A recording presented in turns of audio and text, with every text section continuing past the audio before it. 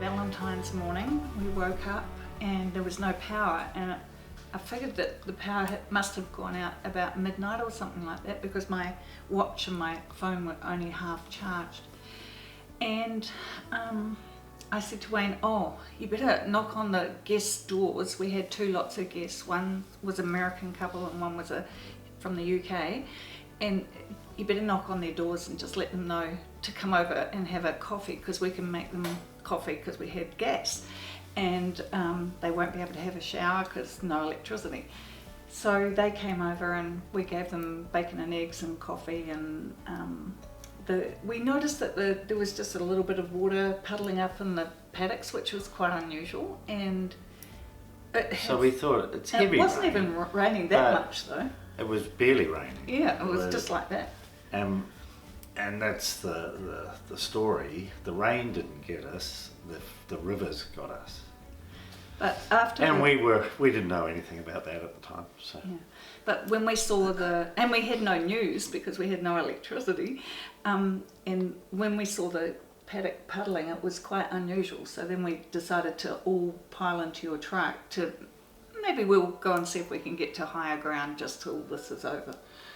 So we got into, I have a Chevy truck, and I told everyone when they were in it, I said, it's okay guys, no matter what happens, no force of nature is going to stop the truck. But it turns out that was under a lot of water. So we go out to the street in the truck, and all our neighbours are out there, and we're thinking, okay, there's a lot of water around now, we'll get out. And unfortunately they said you can't get over the Parkway Bridge because there's river over the Parkway Bridge, and you can't go that way because the freeway had already flooded. And so, had no choice. Without dramatising it, we knew we were trapped because there was no. So I said to the guests, or we said to the guests, come back and we'll go to one of the chalets, which were easily a metre out of the water at that stage. And there was only ankle deep water around, but it was around everywhere now. Yeah. And then, so we're in the chalet just sort of talking about, this is the worst we've ever seen it, and it really won't get much worse than this, I don't think. Yeah. And I'm watching where I parked the truck, and the wheels, it started at the tyres, and then it sort of got up to like the middle of the wheel, and very, very soon, and when I say very soon, 20 minutes, it's lapping over the top of the wheels. And I knew then, once you get about a metre deep, no matter what you've got, that if we tried to drive through it, that very likely you're actually going to cause yourself more harm. Yeah. So then we said, come over to the main lodge, and at least we'll stay together, and we'll just talk about maybe what plan we go to. And everybody started to put their clothes and luggage up high, as I did. So I got out passports and triple bagged them in plastic and put them above the fridge, thinking it's never ever going to get there. So we're okay, we'll come back tomorrow and get our stuff. I wasn't even planning on leaving, to be honest. No. And then, so we're talking away, and we just happened to look outside, and we have an open fire that got submerged, fireplace that got submerged, and we're watching the water, and it's starting to come down. And it went down about 3 inches, and we all go, oh my God, it's over. The hell of a mess, but it's receding, we're fine. So we actually opened a bottle of wine. And at that stage the water was warm, so we were waist deep, sitting on our breakfast bar stools, and it was okay. It was like terrible flood, but the worst was over. By the time we finished, by the time we had a glass of wine, the water had come back with a vengeance. I would suggest the second stop bank must have burst, except this water's freezing. And when I say water, it was brown, it's mud, dirty. It stinks like sewage. It's revolting. We're talking about rooftops and things, and I said, listen, we'll go to my shed, which is like an American barn, 2-story. And everyone says, yep, right. Now, so we wade, the ladies were chest height, through all this muck. And we all get to the shed, and then I stop at the door. Now, the honest truth is I'm never very tidy in my shed, and I've got blades and saws and all sorts of dangerous stuff in there, and our American guests had bare feet. Yeah, I was real worried about that. And I just said, scuff along the ground, follow me. But it was even different for me because everything I had was floating up and out and around. And anyway, I told, somewhere in between, we must have got hold of 111, and I said, we are going to my implement shed and I'll open one of the doors, because don't think we're not there, we are there. And I couldn't get the main door open because everything had floated and jammed it, but I got one of the side doors open, and I thought, right, that'll do. And at that stage, the floodwater was maybe halfway up the door. And we then got through my shed eventually and up into the mezzanine floor. Dry, we're sort of pulling out boxes to sit on, and we thought we'll just have to wait. At that stage it became a rescue, so we got through once again. I've got to make this very clear that the Americans saved our lives. Yeah, very much so. He had a cell phone that worked through his network, went back to America and then came back to New Zealand. Our New Zealand phone was a complete waste of time. And so once again we got through to 111, and at this stage I said we need to be rescued by a boat. The emergency centres were very calm, and I felt pretty confident we were going to get rescued. But we had to bust open the roof. So as soon as we do get upstairs, the American said, hey Wayne, we got to bust through the roof, because everyone in New Orleans and Katrina went up into their attics And drowned. So I looked at Lynn and I thought, I've lost my house, and this guy wants to wreck my shed. But the sensible thing was to bust open the roof, and as it turns out, saved our lives. So as I said, everything's floating, and we're watching the water rise. Like it went to the top of the roller door. In 20 minutes it had risen like 2 feet. And so the Americans were saying, we're going to have to swim for it. And I said, you can't swim in this muck. And what's more, we're on a plateau. You would have to swim for 5 hours. Yeah. And you'll probably get washed out to the ocean anyway. And so he said, okay, we'll go down and see if we can get under the door and out, and we'll have a look around. And I went down, but by this time the water was freezing cold. And it was up to the top of the stairs. I had things floating in my workshop, so I thought we could try and make like a raft or something like that, but you would need tools. But we didn't have the time. We're in 3 meters of water at that stage, and there's no time. It was actually, and it's rising as we talk. And so he says, let's get out through the roof. And so stuff was floating up, and fortunately, almost like a purpose-built battering ram, floated a bit of timber, and it had a heavy weight at the end of it. And so we took turns bashing off the iron. Now, my shed is a steel frame shed with screwed iron on it, and then it has building paper and then wire netting.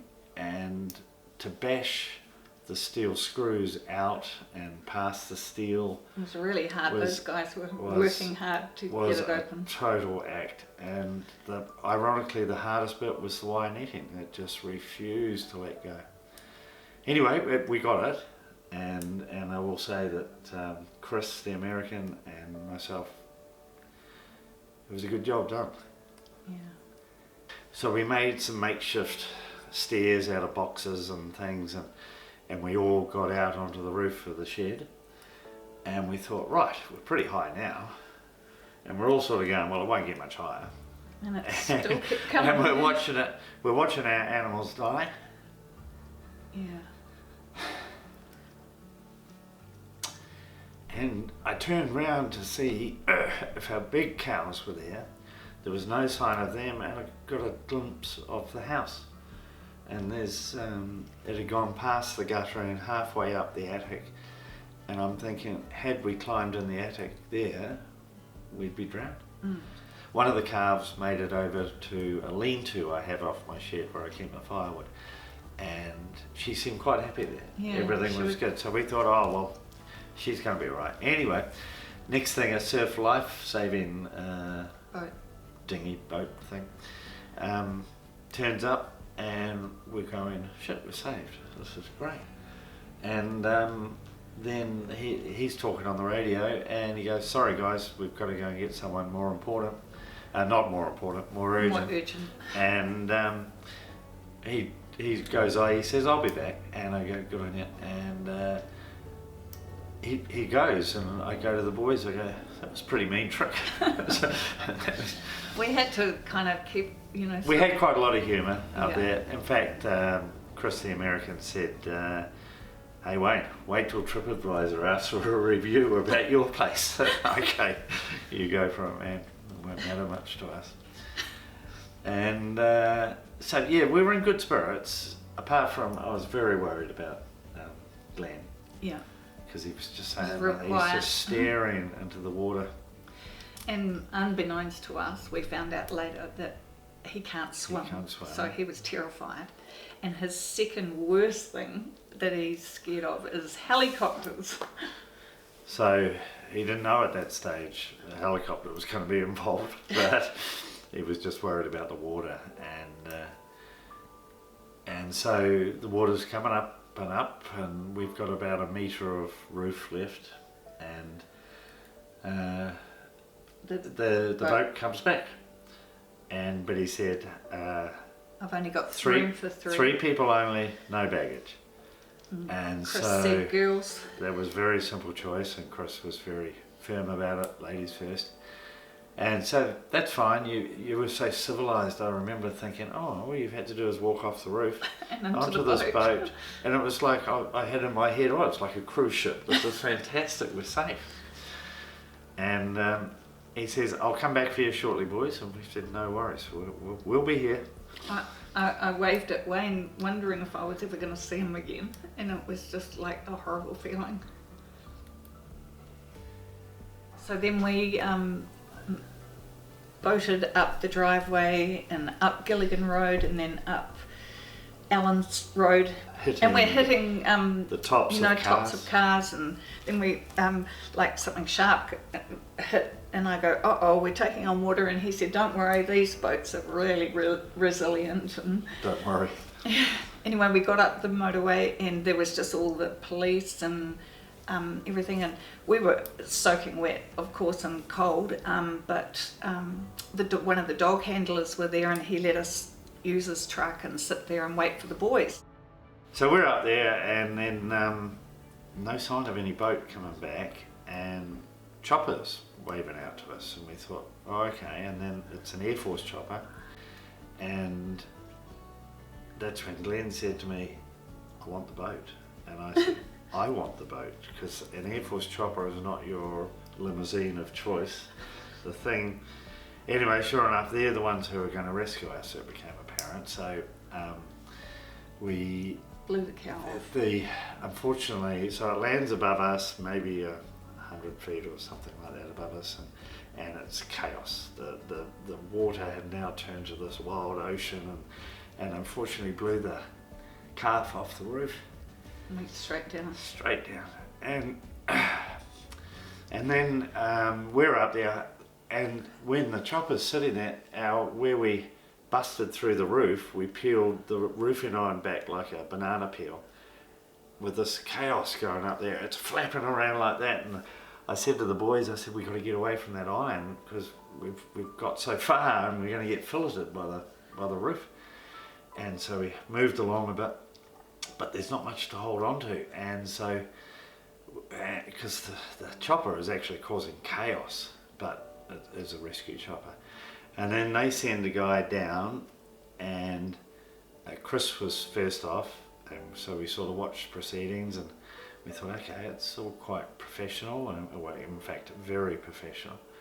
And we thought, good, we're all going to be saved. And then I looked at Glenn, and he's just not coping. He's staring, and he's saying, I want the boat. And I go, I don't think there's going to be a boat, mate. And they took us off in an order that we were sitting in.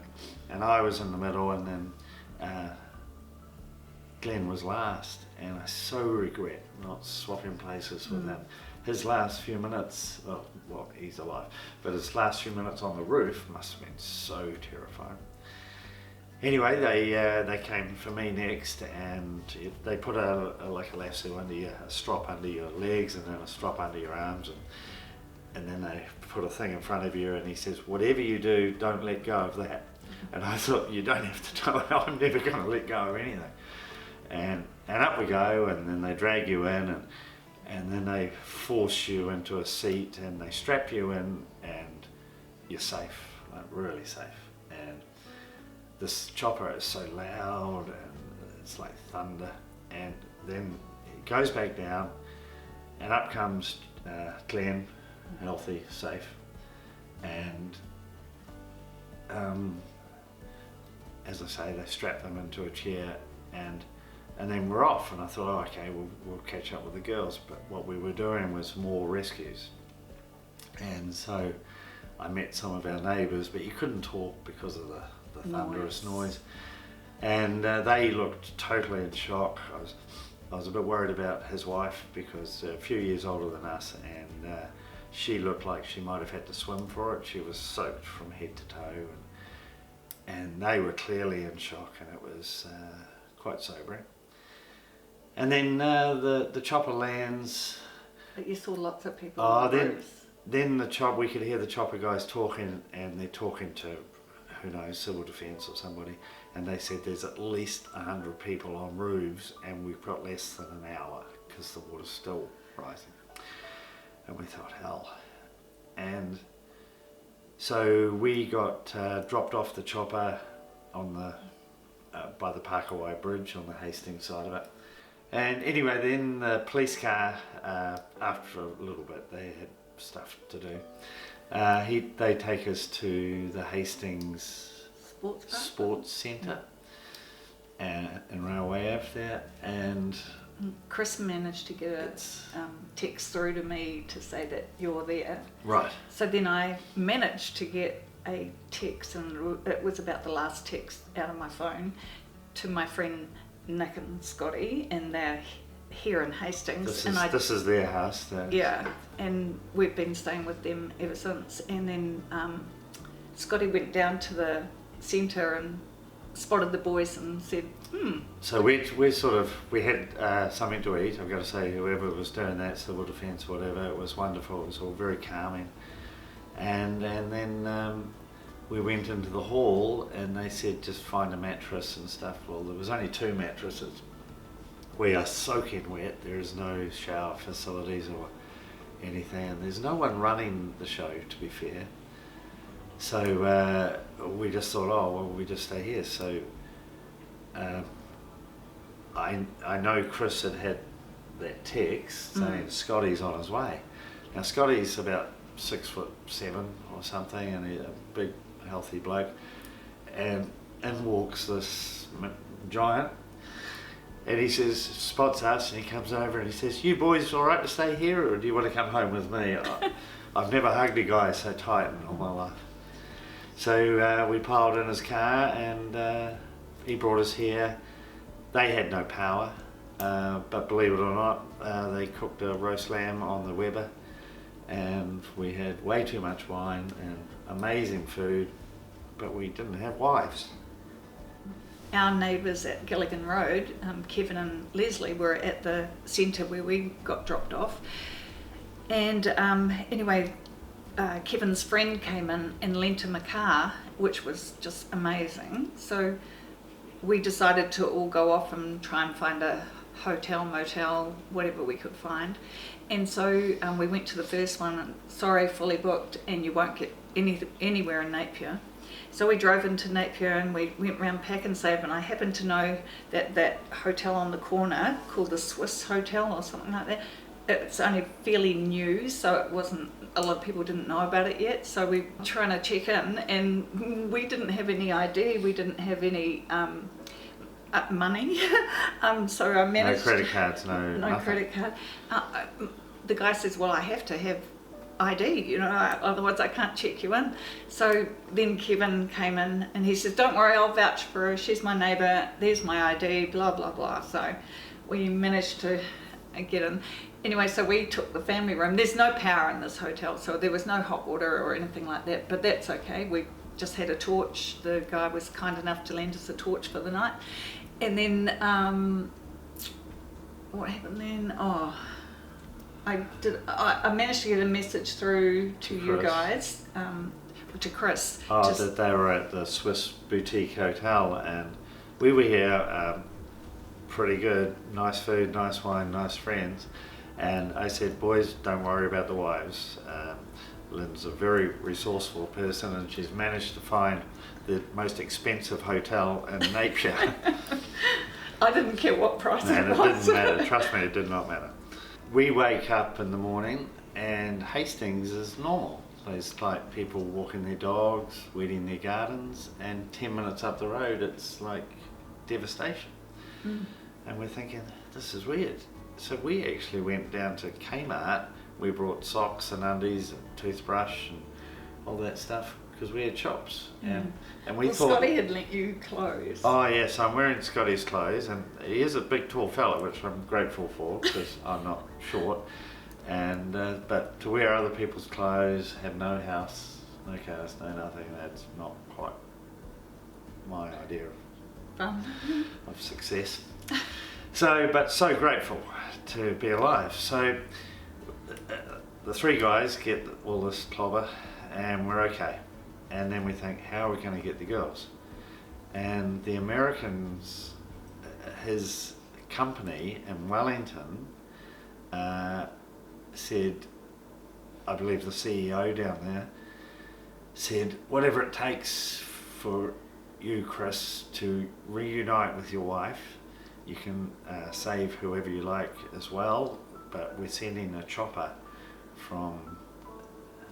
I think it was Palmerston North. Well, okay. Chris said Palmerston North. Yeah, Palmerston North, and because bear in mind all the choppers, there's a no-fly zone, and they've all been commandeered to save lives and things. But I don't know how this happened, but a chopper came from Palmerston North. It picked us up here at Hastings. It took us to McLean Park. It's actually the park next to McLean Park. Yeah. And then we get off the chopper, and I knew that their hotel was about a block that way, and there's this young Indian chap, and I said, can you tell me, do I go run that way or run that way? What's the quickest way to get to the hotel? And he says, jump in my car and I'll take you. And I go, oh. So people have been so nice. And so Chris asked them if he could wait because he had to grab Kristen, his wife. So we go up there and we find out what room they're in. We go up the stairs, it's all pitch black because there's no power in Napier. And we go to their room and there's no answer. And I go, oh my God, they're not here. So I said, I know where she'll be. She'll be down at one of the restaurants. Well, she clearly wasn't because there was no restaurants, there was no power, no nothing. I was just trying to get some charge on my phone. And we go to the stairway and then they come out of the stairway and it was good times. Yeah. We were all very happy to see each other. And Chris literally grabbed Kristen and said, hugged us all and said, we've got to go because the chopper's waiting. And so they got back to the chopper, back to Palmerston. The company, his company had organised flights for them 10 minutes later to Auckland. And then I know they stayed at the Marriott and we were able to talk to them, and Kristen apparently was having a big bath, the hottest spa bath she could find, and get some of this muck off her.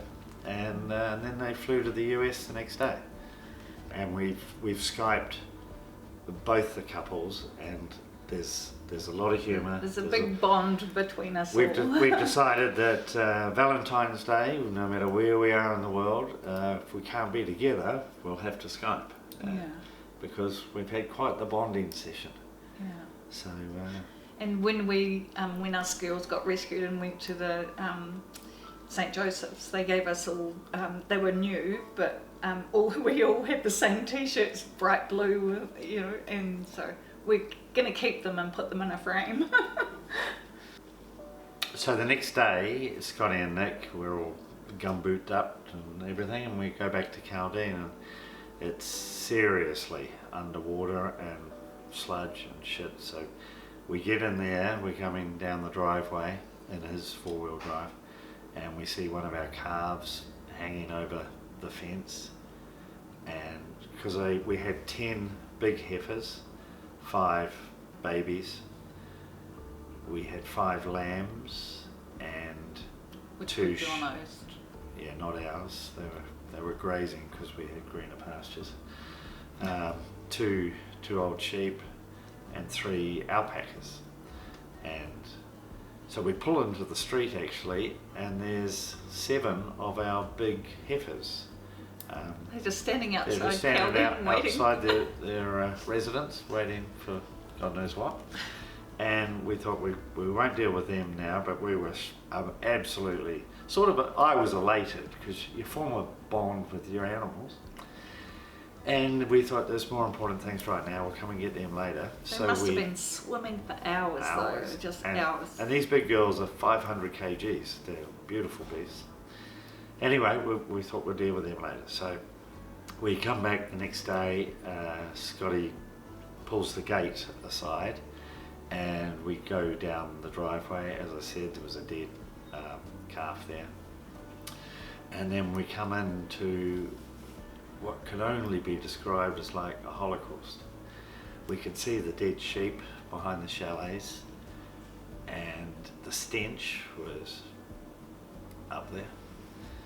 And then, so we pull up, and the idea was to go back and sort of retrieve some personal stuff. So I had a couple of trailers there. I went and got one of the trailers and hooked it up to Scotty's wagon and backed it up to the house, and then we sort of went in the house, and But there was nothing. Like everything was just covered in all that stuff. everything, we have a couch on our kitchen bench, we have everything that could came up and collapsed. And so personal stuff was like our wedding album and stuff like that. It's just disintegrated in this pile of sewage and shit. So, and then we're thinking, oh, there must be something solid we can get. And Lynn found some Waterford crystal glasses that her mother passed away last year, and gave them as part of the deal, and so they were all there unbroken. So we grabbed those. I have to be honest, we did grab some wine bottles because I thought they'll be fine. But not much else. It's just so destroyed. And so we left and came back, had a look around the neighbourhood. Some of our outdoor furniture is in orchards and things like that. We saw our chook shed in Gilbertson Street. In Gilbertson Road, which is a couple of k's down the road, and it's hanging off a tree somewhere. And then we see all these dead animals everywhere. And so we come back here and everything's fine, and we thought, oh, we'll just go. I don't know why we said we'd go back. I don't know why we kept going back. There's nothing. I suppose we thought of something we might be able to find. And I thought, shit, we better get the cows. Oh, yeah. Because at that stage our neighbour rang us and he says, I think your cows are in my apple orchard, just eating away. And I thought, well, it's not going to matter because he's got no orchard left. He's in the same situation we're in. But anyway, then he said, hey, your cows are here, you probably need to come and get them. So we go back on the mission to get the cows next door back to Kalldeen. and we trod through this crap, through this guy's orchard, right to where the girls were. I could see them looking at me, and normally we're friends, you know, and they trust me, and I could see they didn't trust me too much anymore, but I called them where the other guys sort of herded them from behind, and they chose to follow, and so we're trudging another half K back through Like this that muck. much. So And even the cows were struggling, and it got to a stage where you and Nick, yeah, I got my gumboot.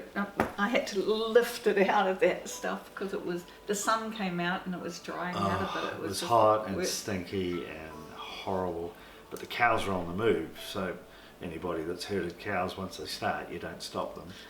So it was so hard, and Took them down the road and they didn't want to go back in the gate. we finally reached the street, Gilligan Road, and had them outside our gate, but they didn't want to go back in there.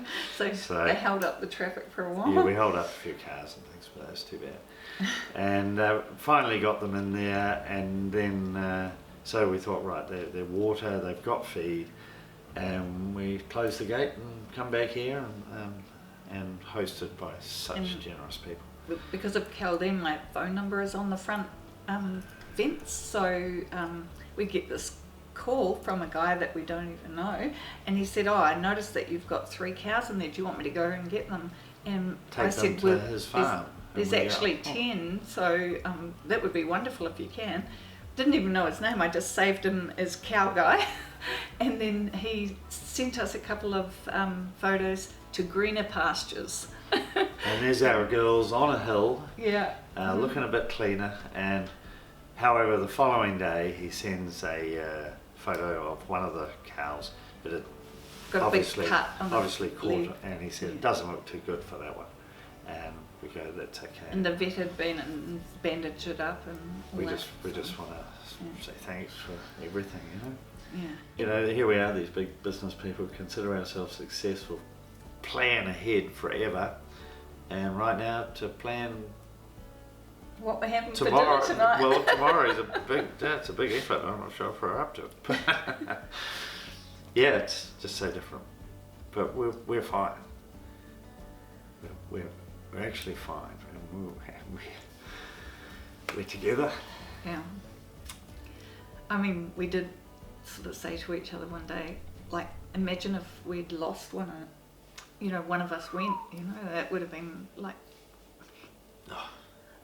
we just didn't want to think about it. No, I wouldn't. And our main goal was getting our guests safe, and that probably just made us have a strong exterior because they thought we were really calm. Yeah, they said, you guys are rocks, you've lost everything. And inside we weren't calm. I think it was the parents in us, even though these people are parents and grandparents themselves, I think it was that we cared more about them than we did about us. And certainly a bloody house and all that, it means nothing. When you're in that situation, nothing means all that means nothing. Yeah, it's your life. Yeah. You're on the line. Yeah, it's survival, and we also thanked so much that Lynn's mum, who passed away last year, she was very immobile, and she was 90, and she wouldn't have made it. We couldn't have carried her. Oh, and she had a fear of water. She's never been inside our swimming pool fence because that's too close to the pool. So she would have died of fright. And so we're so grateful we didn't have our grandchildren there who were there 2 weeks prior. So yeah, it's we were lucky. It was good. We're still lucky. We were real lucky to have those people that we were with in that life raft with us. Yeah.